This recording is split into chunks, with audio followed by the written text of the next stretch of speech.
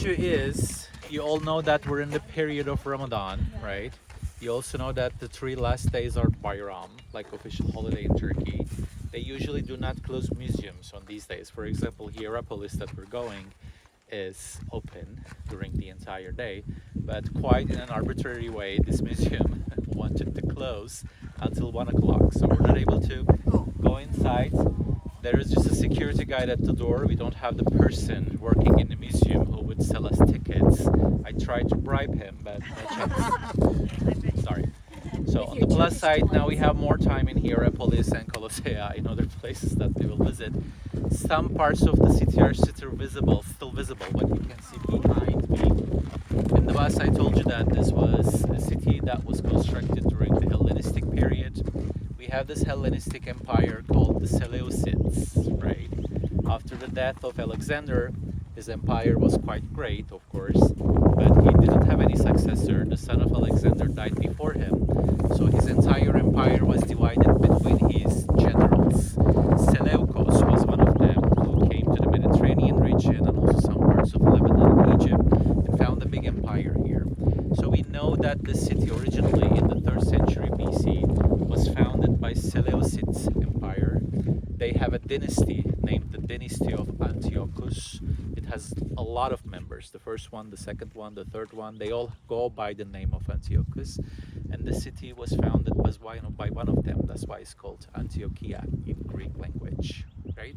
In order to distinguish between this and the other Antiochias, because we have loads of them, we call this one the Antioch of Pisidan, the name of this province that we have here.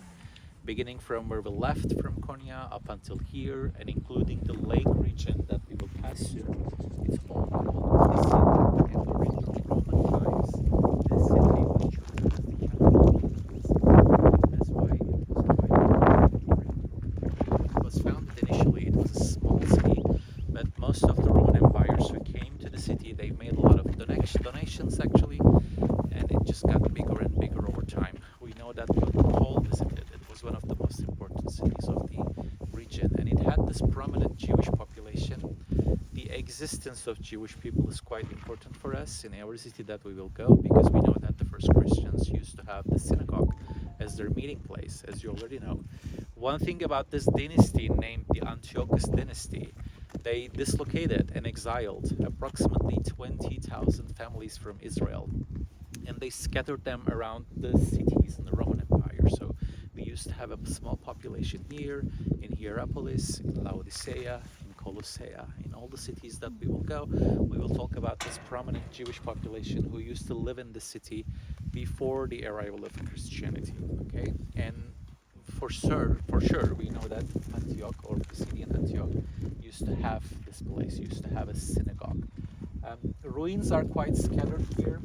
What we saw here is a street. If you pay attention, you will see that it has this marble floor climbing up here, and it's continuing. If you pay attention, you will see some stone on both sides. This is the Hadrian Gate during the reign of Hadrian, because of a donation that he made to all of the cities of Pisidia.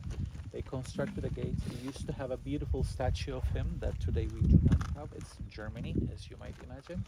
If you continue from this street that you're seeing in front of you, you would arrive to a small theater that has capacity for 6,000 people, more or less.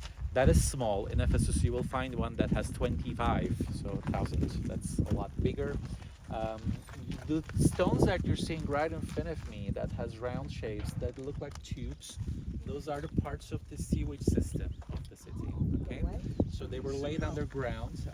This is a symbol of statue, I would say, because not all the Roman cities used to have this kind of sewage system. It shows us that this was an important one. And this path that is going to the left is going to the church. I think that if we walk a little bit more further, we would be able to see the ruins of the church. Okay, let's give it a try this way.